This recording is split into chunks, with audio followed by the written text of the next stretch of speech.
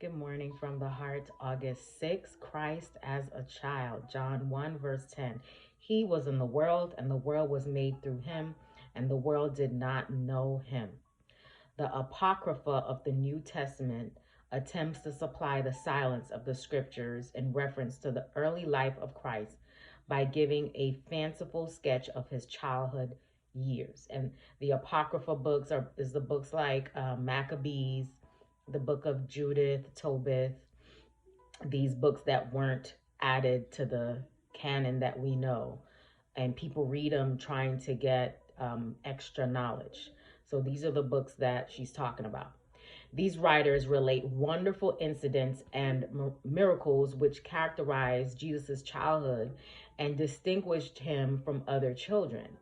They relate fictitious tales and frivolous miracles, which they say he wrought, attributing to Christ the senseless and needless display of his divine power and falsifying his character by attributing to him acts of revenge and deeds of mischief, which were cruel and ridiculous. And what marked contrast is the history of Christ as recorded by the evangelist, which is beautiful in its natural simplicity, with these unmeaning stories and fictitious tales. So we got to be careful about reading these apocryphal books. They are not at all in harmony with his character.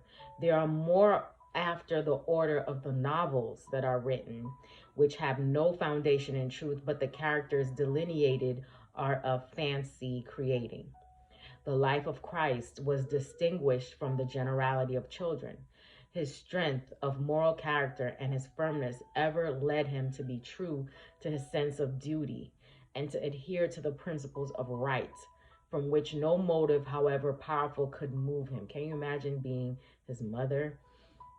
Money or pleasure, applause or censure could not purchase or flatter him to consent to a wrong action. He was strong to resist temptation, wise to discover evil, and firm to abide faithful to his convictions.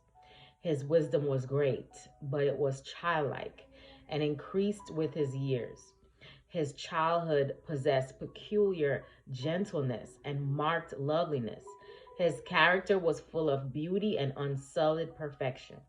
The path of obedience is exalted by the majesty of heaven, coming to the earth and condescending himself to become a little child and living simply and naturally as children should live, submitting to restraint and privation. And privation means to be deprived of something. Giving youth an example of faithful industry, showing them by his own life that body and soul are in harmony with natural laws. Although children live in a fallen world, they need not be corrupted by vice.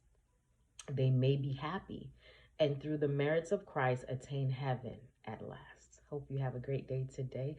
Live from the heart.